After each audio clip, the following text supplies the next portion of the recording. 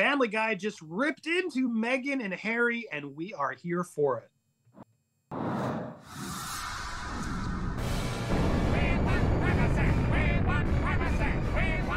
Hey up everyone, it's me, Steph the Alternate, your nerdy alternative, joined by our erstwhile king of the castle, Andy Signer. How are you doing, Fessa? Good, recouping, the eye's getting better. Sorry, we've been a little bit slower on the channel. Obviously, we've been knocked down a little bit of a peg, but we're standing back up strong. We had the story, we didn't get to it sooner. I saw a lot of people now reporting on it, but we had to react as well. Obviously, the South Park gag was the pinnacle of parody against Meghan and Harry, but it's nice to see Family Guy, while a little late, are now coming to the party. And yes, they ripped apart royal Meghan and Harry. Yeah, we have the clip for you here. Yeah, so here's the clip in question. Guys, if you want to watch the clip in full, it's all over Twitter. We're going to have to stop and start this in terms of fair commentary and use and all that malarkey. So, yeah, let's go. And here's the full clip. A lot of people are only just showing the little bit. We got the full. So it's still kind of quick, but this is the full clip. Yes. All right, here we go, mate. That's fine. I'll go it alone. Just like Meghan Markle and Prince Harry. Yeah, go alone, just like Megxie and Hazza. Yeah, I don't think that's going to go well for Peter Griffin. Family Guy flashbacks coming. Yeah, that's not going to go well for our Peter Griffin here. So, yeah, here we go. Let's go it alone. Let's see Meghan and Harry going it alone. Yeah. Sir, your millions from Netflix for no one knows what. And that is so true, guys. And stay tuned because we're going to explain in this video why that gag is so rooted in reality there, guys. It's unreal. Put it with the rest of them. Yeah, what rest of them? Seriously. What rest of them? They're not getting any more money in. They're losing deals. There's been no announcements of any new deals that's bringing money in. But the only other thing that is realistic about this is, where are the kids? Good question. No one knows. Right. And we're not going to go into the whole debate of whether they're real or not. No, but still, they just don't like to be around them. No, not at all. Let me just rewind back that little bit. Here we go. Babe, time to do our daily $250,000 sponsored Instagram post for Del Taco. Which, by the way, if they in this episode are like, oh, we go to Del Taco all the time and they know our order, this, that, and the other. Wink, wink. Stay tuned on Popcorn Palace and Popcorn Planet because we got an exclusive coming up for that that's going to debunk a lot of Meghan. This could have been sharper because it should have been In-N-Out. Like, because the truth is, I don't believe they're getting paid that kind of money for Del Taco posts yet. Del Taco would never sign up for these two, I would hope. But In-N-Out would have been a funnier joke because it does seem like, were they?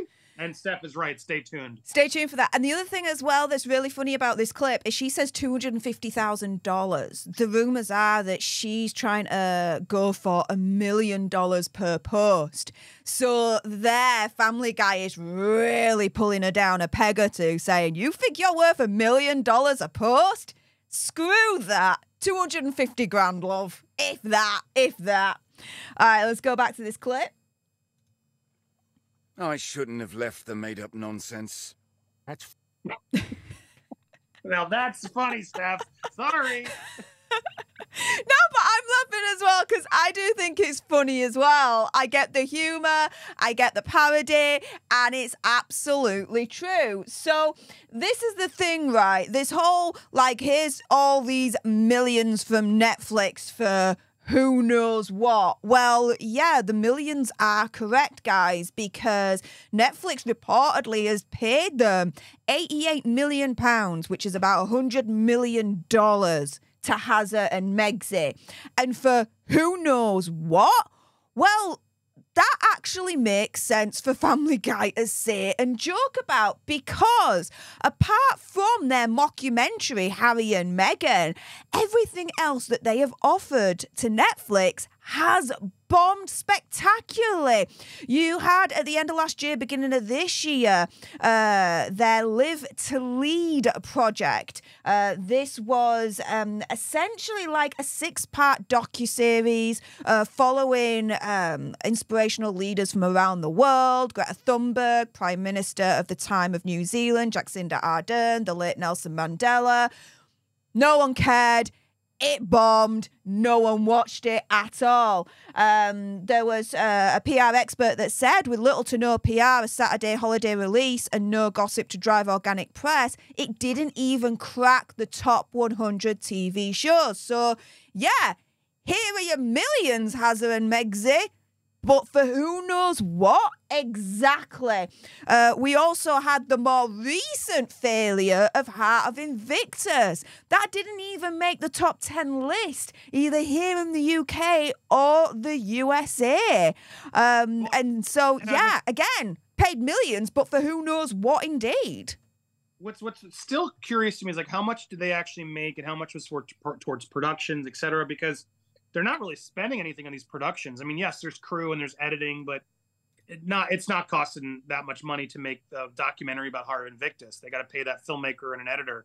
And yes, there's costs, but all these things are cheap. Like Heart of Invictus is paid for through his charity, right? And it's an event that's already put on. So there's not as much production cost. The documentary about Harry and Meghan, that documentaries are cheap, guys, in the scope of these sort of deals. So the fact that they've done 2 documentaries, which couldn't even cost that much, because you could argue, well, they have to pay for the crew to make this stuff on that budget, you would think.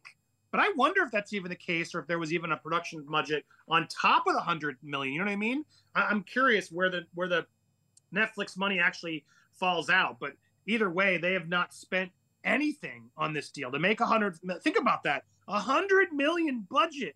That's, you get a real huge blockbuster movie or like, celebrity driven series on a show for that kind of numbers, like, and something established.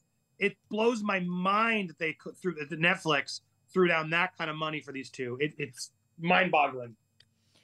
Well, this is the thing, Andy. In terms of their next deal with Netflix, the next project, this is the Meet Me at the Lake film series, whatever they're doing via Archewell Productions. Which Netflix apparently bought the rights for. Not even they did. Correct. And this is what I was just about to come on to him, because, yeah, it was initially reported that it was Megzi and Hazza through Archewell Productions that had actually paid for all of this. But in actual fact, nope.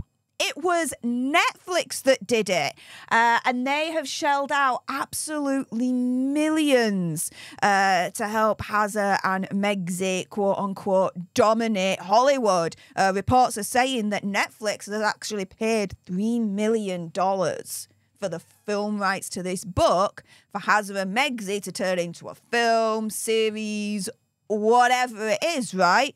It's like, to me, it screams desperation on Netflix's part to plow even more money into essentially a losing bet at this point. It's like, when you're at Vegas and you're on the blackjack table and you're losing money, and you fall into that trap of betting more money to try and recoup it back, but you never recoup it back because the house always wins, right? Yeah, I kind of feel like Netflix is in that kind of trap right now because Family Guy is right. Here's your millions from Netflix, but for who knows what. Because their track record is absolutely dismal in terms of their performance for Netflix. Yeah, and as we wrap up, if you can go back to the clip and just sort of show the still, like the ending of that clip is just so spot on. But as you just tell, Harry doesn't care. Like, that's what's so depressing about it. It's like, here he is, like, living in the high life with this supposed hot love of his life, and you can just tell that is the most realist of this, of just how bored they seem. Just unhappy. Like, money doesn't buy you happiness. It just doesn't. Tons of rich people are just as unhappy as you guys are in real. Just everyone feels it, and it's just that to me is the realist of this clip of just like these two are miserable. And it's just like they think that this clout and this thing's going to keep them going, but no, and you can just feel it from them. That's the energy I get from them, of just the clout ladder can never be high enough, right? And they don't want to put in any work. They don't actually work. They'd show up and advise and talk and use their names to help others. Like, it's not work. That's very easy work. And so, yeah, there's no sympathy here for me for them. Boo-hoo. Go cry to your millions and your pools and all your other stuff. And good on Family Guy. Family Guy could have, now, if I'm rating this stuff, it's like a 6.5, 7 maybe out of 10. Whereas South Park got a 10 out of 10, easy. But I applaud and like seeing these mainstream places just rip on them, just like they rip on Jada. My God, that's a video we need to do. Who's worse, Megan or Jada? Stay tuned. On that bombshell, guys, if you appreciated this video and you want more, and of course there's going to be more, then make sure you subscribe to Popcorn Palace.